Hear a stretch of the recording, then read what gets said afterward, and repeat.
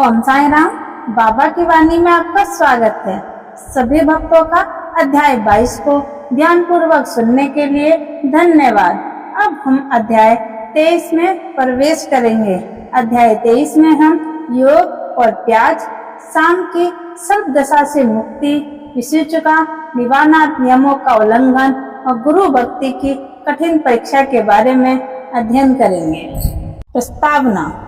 असल में हर इंसान के अंदर 3 तरह के गुण होते हैं, सत्व, राज और तम। जब इंसान पर माया का असर होता है तो उसे ऐसा लगने लगता है कि वह केवल ये शरीर है। इस सोच के कारण वह मान बैठता है कि वही हर काम करने वाला और हर चीज का भोग करने वाला है। यही सोच उसे तरह तरह के दुखों में फंसा देती है और फिर उसे उनसे निकलने का कोई रास्ता नजर नहीं आता। इन दुखों से छुटकारा पाने का एक ही उपाय है, गुरु के चरणों में गहरा प्रेम और सच्ची भक्ति। साईं बाबा जो सबसे महान अभिनय करने वाले भगवान माने जाते हैं, उन्होंने अपने भक्तों को पूर्ण आनंद दिया और उन्हें उनके असली आत्मिक स्वरूप का अनुभव करा दिया। इसी कारण हम साईं बाबा को ईश्वर का अवतार मानते हैं। लेकिन बाबा हमेशा यही कहते थे, मैं तो ईश्वर का दास हूँ। हालांकि वे ईश्वर के अवतार थे, फिर भी उन्होंने सबको ये सिखाया कि इंसान को कैसे रहना चाहिए और अपने कर्तव्यों को कैसे निभाना चाहिए। वे सभी चीजों, चाहे जड़ हो या जीवित, में भगवान को देखते थे। उन्होंने कभी किसी की उपेक्षा नहीं की, न ही किसी का अनादर किया। साईं बाबा कभी ये नहीं बोले कि मैं ही भगवान हूँ, बल्कि वे हमेशा कहते थे, मैं तो भगवान का सेवक हूँ। उनके होठों पर हमेशा यही शब्द रहते थे, अल्लाह मालिक, यानी कि ईश्वर ही सबका मालिक है। हमें बाकी संतों के बारे में ज्यादा जानकारी नहीं है कि वे कैसे रहते थे या क्या करते थे, लेकिन इतना जरूर जानते हैं कि संत लोग अज्ञान और दुख में फंसे हुए जीवों की भलाई के लिए इस धरती पर आते हैं। जब हम अच्छे कर्म करते हैं तभी हमारे मन में संतों की कथाएं और लीलाएं सुनने की इच्छा जागती है, वरना नहीं। अब हम मुख्य कथा की ओर बढ़ते हैं। योग और प्याज। एक बार एक योग का अभ्यास करने वाला व्यक्ति नाना साहब चांदोरकर के साथ शिरडी आया। उसने पतंजलि, योग सूत्र और योग से जुड़े अन्य ग्रंथ पढ़ रखे थे। उसे योग के बारे में बहुत ज्ञान था, लेकिन उसके पास खुद का कोई अनुभव नहीं था। उसका मन एकाग्र नहीं हो पाता था, इसीलिए वह थोड़ी देर के लिए भी ध्यान या समाधि में नहीं बैठ पाता था। वह सोच रहा था कि अगर साईं बाबा की कृपा मिल जाए तो वह उसे लंबे समय तक समाधि में बैठने का तरीका बता सकते हैं। इसी सोच के साथ वह शिरडी पहुंचा। जब वह मस्जिद में पहुंचा तो उसने देखा कि साईं बाबा सूखी रोटी और कच्ची प्याज खा रहे हैं। यह देखकर उसके मन में एक शंका आ गई। उसने सोचा, जो व्यक्ति कच्ची प्याज और सूखी रोटी खा रहा है, वे मेरी कठिन योग संबंधी समस्याओं को कैसे हल कर सकेगा। साईं बाबा को उस योगी का मन का विचार तुरंत पता चल गया। वे नाना साहब से बोले, अरे नाना, जिसमें प्याज बचाने की ताकत है वही इसे खा सकता है, बाकी लोगों को नहीं खाना चाहिए। बाबा की ये बात सुनकर योगी बहुत हैरान रह गया। उसे समझ आ गया कि बाबा को बिना कहे उसके मन की बात पता चल गई। फिर उसने बाबा के चरणों में पूर्ण श्रद्धा और आत्मसमर्पण कर दिया। उसने अपना मन साफ करके सच्चे दिल से अपनी कठिनाइयां बाबा को बताई। बाबा ने उसे उनके समाधान भी बताए। इस तरह वह योगी संतुष्ट और खुश होकर बाबा के दर्शन और उदी लेकर शिरडी से वापस चला गया। सामा की सर्पदंश से मुक्ति। हेमंत पंत इस कथा को शुरू करने से पहले एक बात बताते हैं। वे कहते हैं कि जीव की तुलना एक पालतू तोते से की जा सकती है। जैसे तोता पिंजरे में बंद रहता है, वैसे ही मनुष्य शरीर के बंधन में बंधा होता है।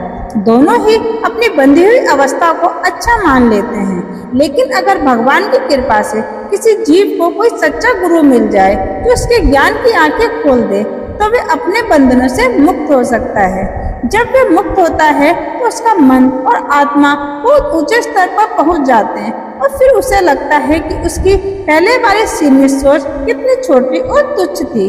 पिछले अध्याय में बताया गया था कि श्री साईं बाबा ने कैसे मृगकर पर आने वाले संकट की पहले ही सूचना दे दी थी और उन्हें उस संकट से बचा लिया था।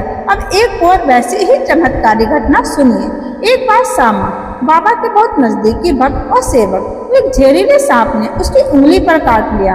सांप का जहर पूरे शरीर में फैलने लगा और सामा को बहुत तेज पीड़ा होने लगी। वे रोने और चिल्लाने लगे और उन्हें लगने लगा कि अब उनका अंतिम समय आ गया है। उनके कुछ मित्र उन्हें भगवान विठोबा के मंदिर ले जाना चाहते थे क्योंकि वहाँ इस तरह के जहर के इलाज की व्यवस्था थी, लेकिन सामा ने मना कर दिया और वे सीधे मस्जिद की ओर साईं बाबा के पास भागे। वे अपने विठोबा, अपने साईं बाबा के चरणों में पहुंचना चाहते थे। जैसे ही बाबा ने दूर से सामा को आते देखा, उन्होंने बहुत तेज आवाज में डांटना शुरू किया। वे क्रोधित होकर चिल्लाए, अरे ओ नादान ब्राह्मण, ऊपर मत आना, सावधान, अगर ऊपर आया तो हट, दूर हट, नीचे उतर। बाबा को इस तरह क्रोधित देखकर सामा बहुत घबरा गए और दुखी हो गए। उन्हें लगा मस्जिद ही मेरा घर है और साईं बाबा ही मेरे सहारा हैं। अगर बाबा भी मुझे भगा रहे हैं तो अब मैं कहाँ जाऊँ, अब तो मैं मर ही जाऊँगा। उन्होंने अपनी सारी उम्मीदें छोड़ दी और शांत होकर वहीं नीचे बैठ गए। कुछ देर बाद जब बाबा फिर से शांत हो गए तो सामा ऊपर जाकर उनके पास बैठ गया। तब बाबा ने प्यार से कहा, डर मत, बिल्कुल भी चिंता मत करो, दयालु फकीर तुम्हारी रक्षा करेगा। घर जाओ, शांत होकर बैठो, बाहर मत निकलना, मुझ पर विश्वास रखो और चिंता छोड़ दो। बाबा ने सामा को घर भेज दिया। फिर बाबा ने तात्या पाटिल और काका साहब दीक्षित के हाथों संदेश भिजवाया कि सामा जैसा चाहे वैसा भोजन कर सकता है, घर में चल फिर सकता है, लेकिन लेटना नहीं है और सोना नहीं है।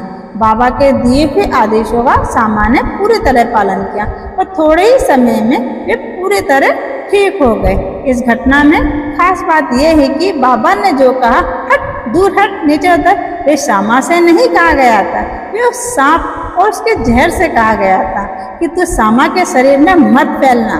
बाबा ने कोई मंत्र, कोई चावल, कोई जल या औषधि नहीं दी, सिर्फ अपने वचनों से ही सामा को मृत्यु से बचा लिया।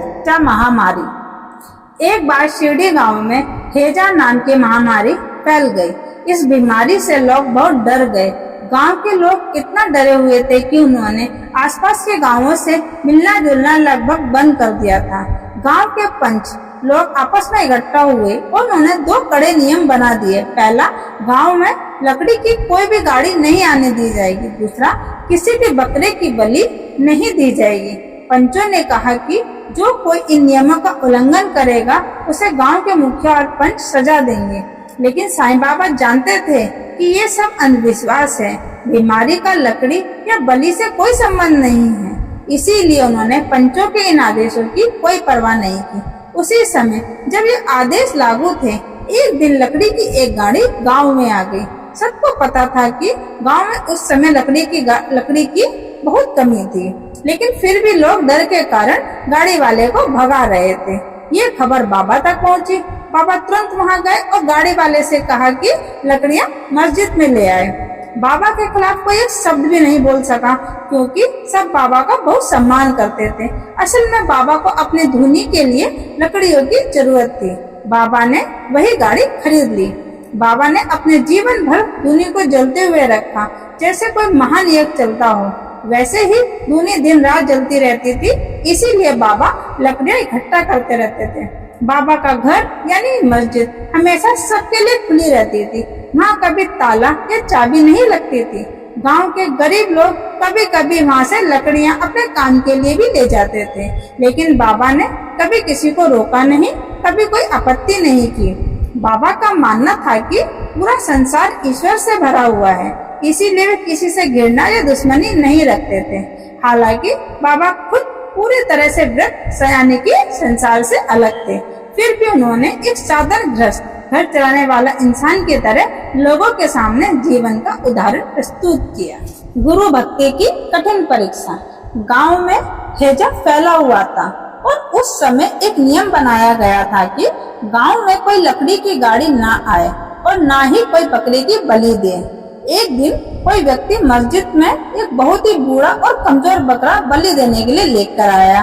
उस समय माले गांव के एक फकीर जिनका नाम पीर मोहम्मद उर्फ बड़े बाबा था, भी वहीं थे। बाबा के पास खड़े हुए थे। बाबा उन्हें बहुत मान सम्मान देते थे। बड़े बाबा हमेशा बाबा के दाहिनी ओर बैठते थे। जब चिलम पी जाती थी तो सबसे पहले बड़े बाबा पीते, फिर बाबा, और उसके बाद अन्य भक्त। दोपहर के भोजन के समय भी बाबा उन्हें बुलाकर अपने दाहिनी ओर बैठाते थे। बाबा जो दक्षिणा पाते थे उसमें से वे रोज 50 रुपए बड़े बाबा को दे दिया करते थे। और जब बड़े बाबा कहीं जाते तो बाबा खुद उन्हें 100 कदम तक छोड़ने जाते थे। बाबा का इतना मान करने के बाद भी जब बाबा ने बड़े बाबा से कहा कि इस बकरे की बलि चढ़ाओ, तो उन्होंने साफ मना कर दिया और कहा कि बलि चढ़ाना बेकार है। फिर बाबा ने सामा से कहा। सामा राधा कृष्ण माई के घर जाकर एक चाकू ले आए और बाबा के सामने रख दिया। लेकिन जब राधा कृष्ण माई को पता चला कि बकरे की बलि देने के लिए चाकू लिया गया है, तो उन्होंने वह चाकू वापस मंगवा लिया। अब सामा दूसरा चाकू लाने गए पर काफी देर तक लौटे ही नहीं। अब बाबा ने काका साहब दीक्षित को आजमाया। वे एक सच्चे और पवित्र ब्राह्मण परिवार से थे। उन्होंने जीवन में कभी बलि नहीं दी थी। फिर भी जैसे ही बाबा ने आदेश दिया, उन्होंने बिना एक पल सोचे चाकू लिया और बकरे की बलि देने को तैयार हो गए। सब लोग हैरान थे। बड़े बाबा मुसलमान होकर भी मना कर रहे थे और एक सनातनी ब्राह्मण बकरे को काटने को तैयार हो गया। काका साहब ने अपनी धोती ऊपर चढ़ाई, कमर में फेंटा बांधा, चाकू हाथ में लेकर बस बाबा की अंतिम आज्ञा का इंतजार करने लगे। बाबा बोले, अब क्या सोच रहे हो? ठीक है, मारो। जैसे ही उनका हाथ नीचे आने ही वाला था, बाबा ने कहा, रुको, तुम कितने दुष्ट हो, ब्राह्मण होके बकरे की बलि दोगे? काका साहब ने चाकू नीचे रख दिया और बाबा से कहा, आपकी आज्ञा ही हमारे लिए सब कुछ है। हमें और किसी नियम या आदेश की परवाह नहीं है। हम तो दिन रात बस आपका ही नाम स्मरण और आपकी आज्ञा का पालन करते हैं। हमें ये सोचने की जरूरत नहीं है कि बकरे का मरना सही है या गलत। हमारा धर्म तो बस यही है कि निडर होकर गुरु की आज्ञा का पालन करें। बाबा ने ये सुनकर कहा, ठीक है, अब मैं ही इसकी बलि दूंगा। तय हुआ कि बकरे को मस्जिद के पास जहाँ फकीर बैठते हैं वहाँ ले जाकर बलि दी जाएगी। लेकिन जैसे ही बकरे को वहाँ ले जाया जा रहा था, वह रास्ते में ही गिर पड़ा और मर गया। इसके बाद हेमंत पंत लिखते हैं कि भक्त 3 प्रकार के होते हैं। उत्तम भक्त जो गुरु की इच्छा पहले ही जान लेते हैं और बिना कुछ कहे सेवा कर देते हैं। मध्यम भक्त जो गुरु की आज्ञा मिलते ही तुरंत उसका पालन करते हैं। साधारण भक्त जो गुरु की आज्ञा बार बार टालते रहते हैं और हर कदम पर गलती करते रहते हैं। अगर कोई व्यक्ति अपनी बुद्धि को जागृत रखे, धैर्य और दृढ़ विश्वास रखे, तो उसका आत्मिक लक्ष्य बहुत दूर नहीं होता। इसके लिए सांस नियंत्रण, हठ योग या कठिन साधनाएं जरूरी नहीं है।